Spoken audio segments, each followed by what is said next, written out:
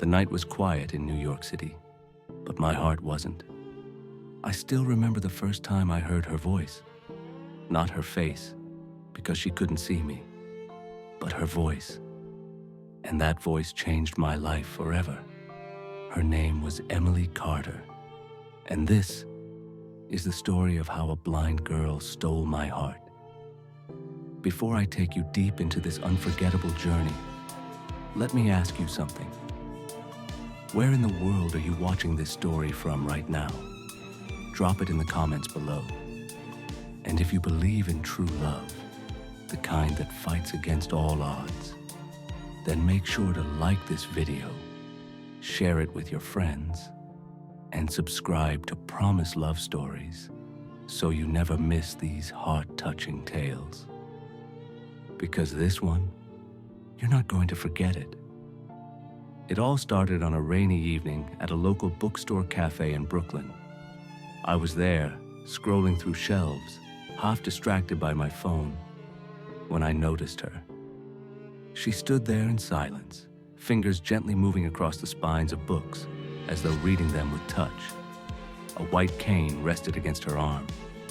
She wasn't looking at anyone, but somehow, everyone was looking at her. There was something magnetic about Emily, something pure. But then it happened. She reached out for a book and accidentally knocked down an entire stack. Books scattered across the floor. People sighed in annoyance. Some even laughed under their breath. But not me.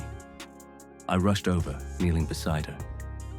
"Don't worry, I got it," I said softly. She turned her face toward my voice. Those cloudy blue eyes locked in my direction. For a second, I forgot how to breathe. "Thank you," she whispered, her lips curving into the most beautiful smile I had ever seen. And that was the beginning. After that day, I couldn't get Emily out of my head. I didn't even know her, but I felt as though fate had introduced us. The next week, I returned to the cafe bookstore at the same time. And there she was, sitting by the window, sipping coffee. Alone. I hesitated. Should I approach her? Would she even remember me? But something inside pushed me forward. "Hi, remember me? The guy who caused chaos in the book section?" I teased lightly. Emily tilted her head, her smile widening. "Oh, the rescuer of fallen books. Yes, I remember." And just like that, a conversation started. One coffee turned into two. One meeting turned into three. Emily wasn't just beautiful. She was smart, witty, and brave. Despite her blindness, she lived with a fire in her soul that most people could only dream of. But I also noticed something else. Behind her laughter, behind her confidence, there was pain. A loneliness she tried hard to hide. One evening, as we walked together through Central Park, she said something that stopped me cold. Most people, they see my blindness before they see me. They think my life is small, but what they don't understand is, my world is just different, not less. My heart clenched. That was the moment I knew. I wanted to be part of her world. Days turned into weeks, and weeks into months. By now, Emily and I were inseparable. We laughed, we shared secrets, and sometimes we just sat in silence, comfortable, as if our souls already knew each other. But it wasn't just friendship. It was something deeper, something undeniable. One night, after walking her home, I stopped at her doorstep. The moonlight washed over her face, and she reached out, gently touching my cheek with her hand. "Your face," she whispered, tracing my jawline. "This is how I see you." I froze. My heart pounded. That touch, it was electricity. And before I knew it, we kissed.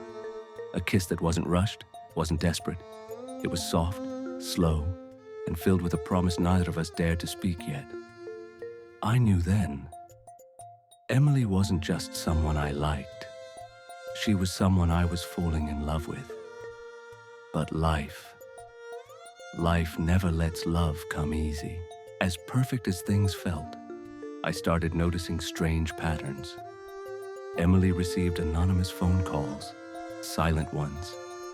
Sometimes she looked over her shoulder as though she sensed someone following us. When I asked, she brushed it off. But one evening, I overheard her on the phone, her voice shaking. "Please, stop calling me. I don't want to see you again."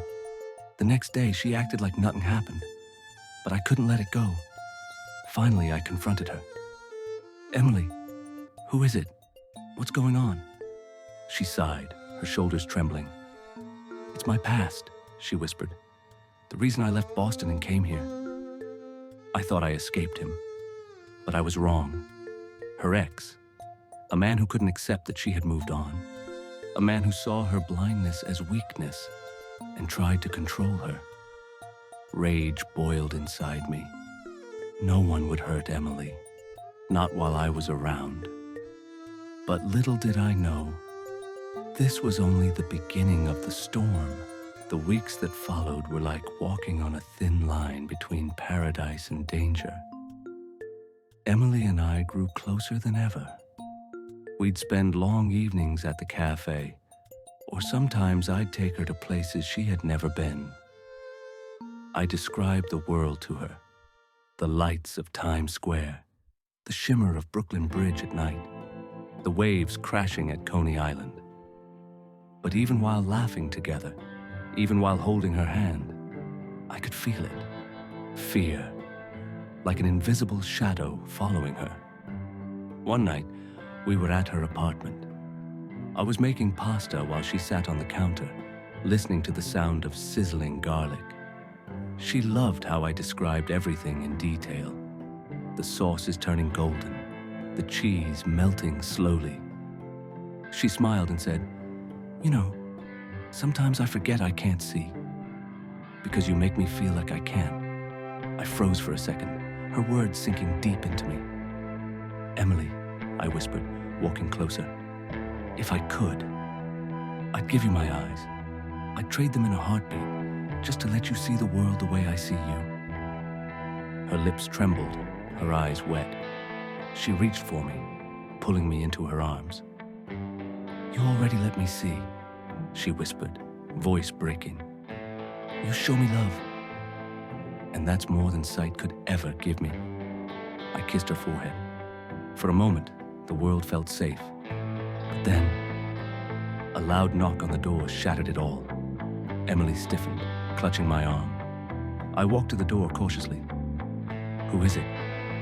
No answer, just silence. When I opened it, no one was there. Only a folded note on the floor. It read, "She's mine. Stay away." My fists clenched so tight I thought my knuckles would break. This wasn't just harassment anymore. It was a threat. The next day, I begged Emily to let me go to the police, but she shook her head. "They won't take it seriously. He knows how to manipulate, how to twist things. He'll make me look crazy." Her voice broke. "You don't understand, Ryan. He once told me, no one will ever love a blind girl the way I do. Without me, you're nothing. And sometimes I'm afraid he's right." I cupped her face, forcing her to look at me, even if she couldn't see me. "Don't you ever say that again. You are everything, and I will never let him or anyone make you believe otherwise." Her tears spilled over, and she clung to me like I was her only anchor. That night, as she slept in my arms, I realized something terrifying. This wasn't just a love story anymore. This was a war, and I was ready to fight for her. The following days, I started watching over her more carefully. Every street we walked, I checked behind us. Every cafe corner, every subway entrance, I scanned for danger. Then it happened. We were leaving Central Park when I noticed him. A tall man, dressed in black, standing across the street. eyes fixed on us. When he noticed me staring back, he smirked and vanished into the crowd. Emily felt my body stiffen. "Was it him?" she whispered. I didn't answer. I couldn't, because the truth was clear. Yes. And he was closer than ever. The days after seeing him in Central Park felt heavy, like the city itself had grown darker. Emily tried to act normal, smiling, laughing, sipping her coffee as if nothing had changed. But every time we stepped outside, her hand gripped my arm just a little tighter, and her ears seemed to catch sounds others would ignore. The click of shoes behind us, the creak of a door opening, the buzz of a phone. She knew. She felt him near. One evening, I insisted on walking her home, even though she argued she could handle herself. "Ryan, I've lived with blindness my whole life. I'm not helpless." "I know you're not," I said firmly. "But this isn't about you being blind. This is about him, and I won't let him get close." She went quiet after that, holding my hand but saying nothing. When we reached her apartment building, the lobby lights flickered. The night guard wasn't at his post. The place felt wrong. Emily sensed it too. "Something's off," she whispered. And then, before I could react, he stepped out from the shadows, tall, broad-shouldered, with sharp eyes that carried a twisted confidence. He looked at Emily like she was an object he owned. "Emily," he said softly, almost sweetly, "you look beautiful." Just like I remember, Emily froze, her fingers digging into my arm. Her lips trembled as she whispered his name like it was poison. Derek. So this was him, the man who haunted her past. I stepped in front of her, blocking his path. "Stay away from her," he smirked. "And who are you supposed to be? Another pity project of hers? Another fool who thinks he's special?" My fists clenched. "She doesn't belong to you. Leave." Now Derek's smile widened into something cruel. "You don't get it, do you? She's mine. Always has been. You think you can love her? Do you know what it's like to wake up every day with a woman who can't even look you in the eye? Who can't see your face, your smile, your love?" "It's exhausting," Emily gasped, her voice breaking. "You never loved me, Derek. You loved control. You loved making me feel like I was broken. But I'm not broken. Not anymore." Her words shook, but her courage burned. I turned to her, pride flooding me, before facing him again. "You hurt her." "It's over. Walk away." But Derek didn't move. His eyes glinted with rage. "No, you don't get to take her from me." And then he lunged. I pushed Emily behind me, bracing myself. Derek grabbed my shirt, shoving me against the wall. His fists were fast, his strength fueled by obsession and fury. But love can be stronger than hate.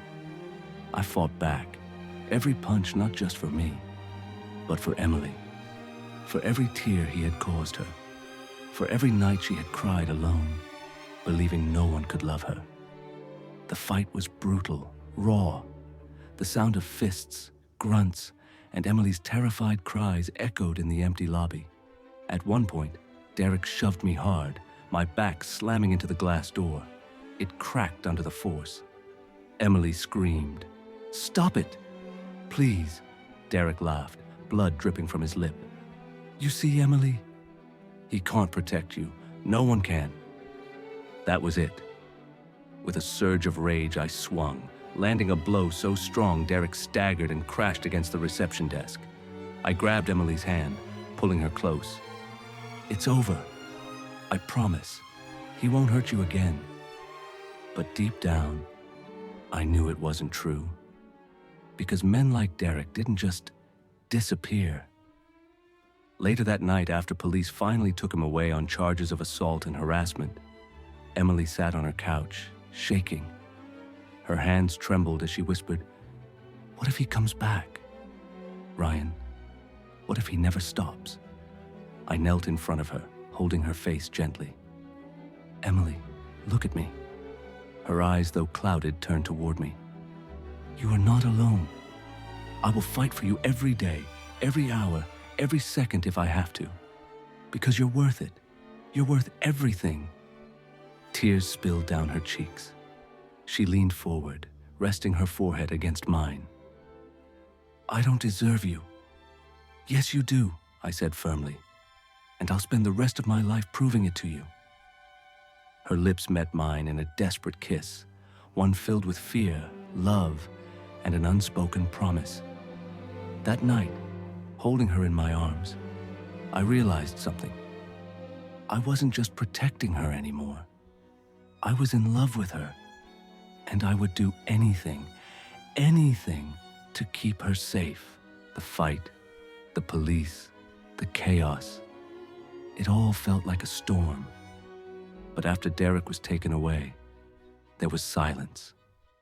Emily sat curled on the couch in her apartment, wrapped in a blanket, her hands trembling. The room smelled faintly of lavender from the candle I lit to calm her nerves, but nothing could mask the fear in her eyes. I sat beside her, gently holding her hand. Emily, I whispered, you're safe now. But she shook her head, tears slipping down her cheeks. Safe? Ryan, do you think a man like Derek just stops? He'll find a way. He always does. He used to tell me, you'll never be free of me. And tonight, I believed it again. Her voice cracked, and my heart shattered. Emily, I said firmly, listen to me. He doesn't get to own your life. Not anymore. You have me now, and I'm not going anywhere. She turned her face toward my voice, those cloudy eyes searching for reassurance she couldn't see. I'm tired, Ryan. Tired of being afraid. Tired of feeling broken. Do you know what it's like to hear people whisper that I'm fragile? That I'm a burden? Her words stabbed like knives. I pulled her into my arms, holding her so tightly as if I could shield her from every cruel word the world had ever thrown. Emily, I murmured against her hair, you are not fragile. You are stronger than anyone I've ever met. You walk through a world you cannot see, yet you face it with courage every single day. If anyone should be admired, it's you. She broke down then, sobbing into my chest. For minutes, neither of us spoke. I just held her, letting her tears soak into me. Later that night, she whispered something that froze me. Ryan, why do you love me? Out of all the women in the world, why me? I can't even see your face. I don't know the color of your eyes or the way your smile looks. I cupped her face, brushing away her tears. Because love isn't about what you see. It's about what you feel. And when I'm with you, Emily, I feel everything. I feel alive. I feel home. Her lips parted, trembling. And what if I can't give you the life you deserve? I smiled softly. You already have. Every second I spend with you is the life I deserve. And then, in that quiet apartment, with the city humming faintly outside, we kissed. But this time, it wasn't desperate. It was gentle, healing. A kiss that spoke of promises, of futures, of two souls finding light in the darkness. Days turned into a slow recovery. Emily laughed more, though the fear still lingered in her smile. She started trusting me more with small things, letting me guide her across busy streets, letting me describe colors and skies and stars. One evening, I took her to the rooftop of her building. The city lights sparkled beneath us like 1,000 fireflies. Emily, I whispered, guiding her hand toward the horizon. Can you feel that? That breeze. That's the city at night. That's life moving, love breathing, dreams happening. And it's all yours. This world isn't closed to you. It's waiting for you. She smiled faintly. Describe it to me. So I did. I described the way the Empire State Building glowed like a golden beacon, the way the streets stretched endlessly with red and white lights from cars, the way the moon rested gently above the skyline. She listened, her hand clutching mine. And then she whispered, "Ryan, when you speak, I can see." It was in that moment that I knew. Whatever storms lay ahead, whatever battles with Derek or life itself, I wasn't going anywhere. I wasn't just in love with Emily. I was bound to her. But just when things felt lighter, reality struck again. A few days later, as we left the cafe, Emily's phone buzzed with a message from an unknown number. Her hand shook as she read it aloud. "You think he can protect you? He can't." Soon you'll see. Her face went pale. My heart dropped. Derek wasn't done. The storm was coming back. And this time, it would be worse. The message on Emily's phone felt like ice in my veins. "You think he can protect you? He can't. Soon you'll see." Emily's hands shook as she clutched the phone. Her voice was barely a whisper. "Ryan, he's not gone. He's coming back." I pulled her close, holding her trembling body against mine. "I won't let him hurt you. Not now, not ever." But in my heart, I knew Derek was dangerous.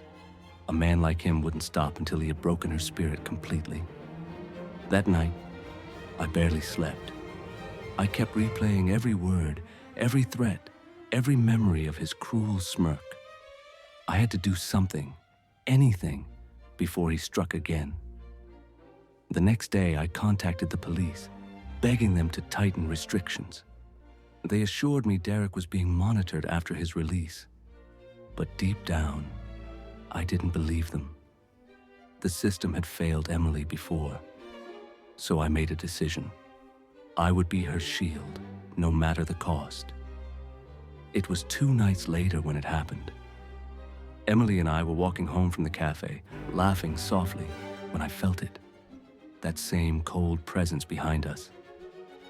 "Ryan," Emily whispered, clutching my arm. "I know," I said. "He's here." We turned the corner into a quiet street, and there he was, Derek, standing under a flickering streetlight, his eyes wild, his face twisted with obsession. "I told you," he growled. "You'll never be free from me." Emily stiffened, fear freezing her in place. I stepped forward, blocking her path. "Leave, Derek. This ends tonight." But he only laughed, a dark, broken sound. "You think you're her hero? Do you know how pathetic this is? She'll never love you the way she loved me. She can't even see you." I clenched my fists, rage boiling inside. "She doesn't need to see me to love me. She feels me. She knows me. And that's more than you'll ever understand." Derek's eyes flickered with fury. "She's mine!" he roared, lunging forward. It was chaos. His fists slammed into me with pure hate. I fought back with everything I had, not just strength, but love. Every punch I threw carried Emily's laughter, her courage, her tears. Emily cried out, reaching toward the sounds of the struggle. "Ryan, please, stop, both of you." But Derek wasn't stopping. He shoved me hard and I stumbled. He advanced on Emily, grabbing her arm. She screamed, struggling. "Let me go!" "Emily!" I shouted, surging forward. With a desperate roar, I tackled him, pulling her free. We crashed to the ground, fists flying, bones aching. Finally, with one last blow, I pinned him down, breathing hard. The sound of sirens filled the night. Neighbors had called the police. Derek thrashed, but it was over. Officers dragged him away as he shouted, "You'll regret this, Emily. You'll regret it." His voice echoed down the street, fading into the distance. And then, Silence. Emily collapsed into my arms, shaking. "Ryan, it's really over, isn't it?" I kissed her hair, holding her as tightly as I could. "Yes, it's over. He's gone." For the first time in months, I felt her body relax. She exhaled, like she was finally letting go of years of fear. We stood there in the quiet street, just holding each other under the broken street light. Later that night, on her rooftop where we often sat, Emily held my hand. Her face was pale, but her eyes carried hope. "Ryan," she whispered, "you saved me. Not just tonight, but every night since you walked into that bookstore. You showed me I wasn't broken, that I was worth loving. Do you know how much that means to someone like me?" I swallowed hard, emotion choking my voice. "Emily, you don't know how much you mean to me. You changed my life. You showed me what real strength looks like. You made me believe in love again." She reached out, her fingers brushing over my face, tracing my lips, my jawline, my eyes. "This is how I see you," she whispered, "and you're the most beautiful thing I've ever known." Tears blurred my vision as I leaned in, kissing her softly, tenderly, like a promise. "I love you, Emily." Her lips trembled against mine as she whispered back, "I love you too, Ryan. With all that I am." From that night, our lives didn't magically become perfect. There were still scars, still memories of fear. But there was also love. A love strong enough to heal wounds. A love that turned darkness into light. Emily wasn't just a blind girl who stole my heart. She became my heart. And together, we learned that sometimes the greatest love stories are not about what we see, but about what we feel. And that, dear friends, is how a blind girl stole my heart. If this story touched you, let us know in the comments where you're watching from right now. Your love and support keep these stories alive.